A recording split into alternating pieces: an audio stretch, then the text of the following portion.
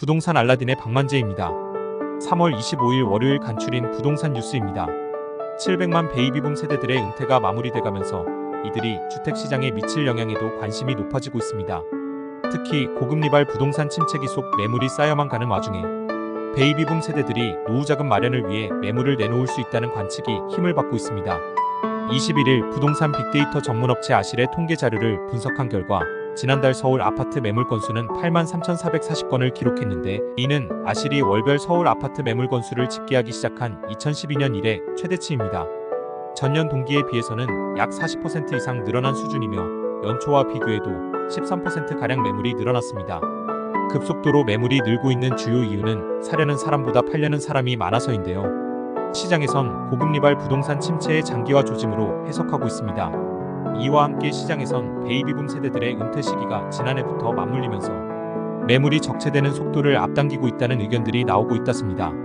당장 소득이 줄어든 은퇴자들 중 부동산을 팔아 자금을 마련하려는 수요가 적지 않을 것으로 보고 있습니다.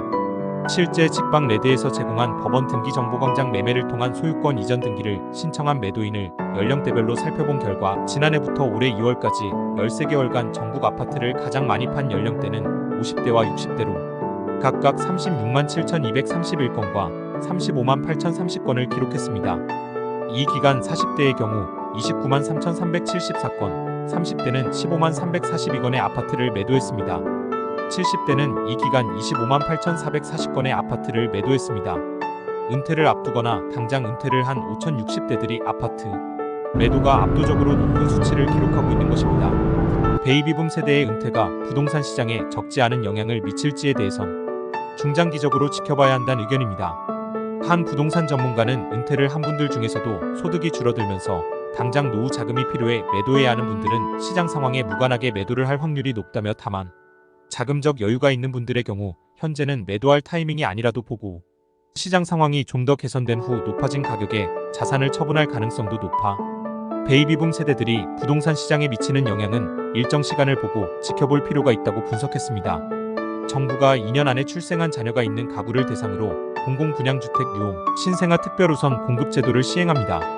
또 아파트 청약 가점 계산 때 배우자의 청약통장 보유기간을 합산해 최대 3점의 가산점을 줍니다. 국토교통부는 이 같은 내용을 골자로 한 주택 공급에 관한 규칙, 공공주택특별법, 시행규칙 등의 개정안을 3월 25일부터 시행한다고 밝혔습니다.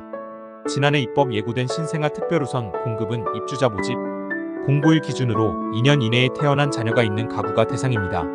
신생아 특별우선 공급 청약 자격은 혼인 여부와 무관하며 공급 물량은 유홈 3만 가구, 민간 분양 1만 가구, 공공임대 3만 가구 등 연간 7만 가구로 예정되어 있습니다. 정부는 신생아 특별우선 공급 청약에 당첨될 경우 입주 시점에 신생아 특례 디딤돌 대출도 지원하며 관계 기관과의 협의를 거쳐 시행 시기 등을 정할 예정입니다.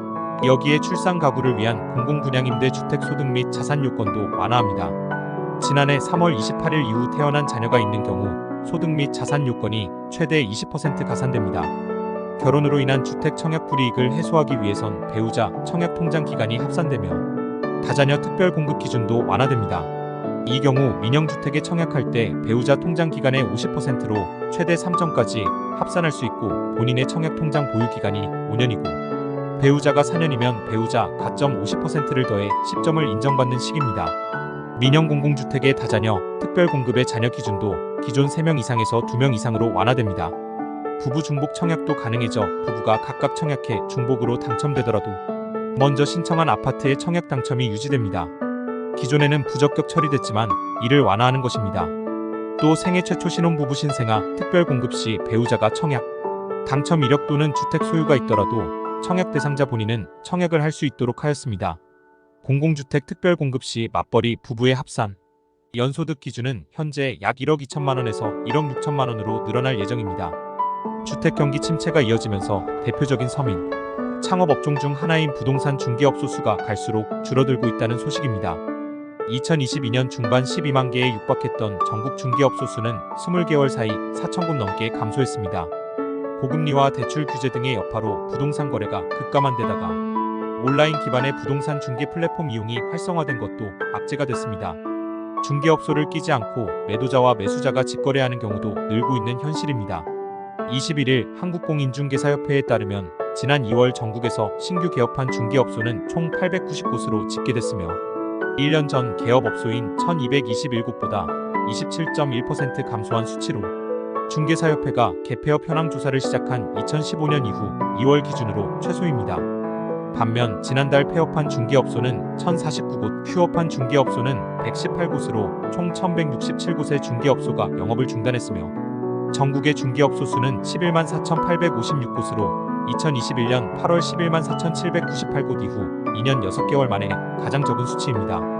중개업소 수가 최고치를 찍었던 2022년 6월은 118,952곳으로 비교하면 20개월 사이 4,096개가 줄었습니다.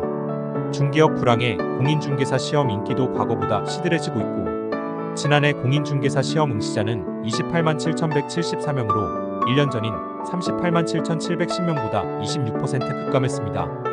오늘 영상은 여기까지입니다. 시청해주셔서 감사합니다.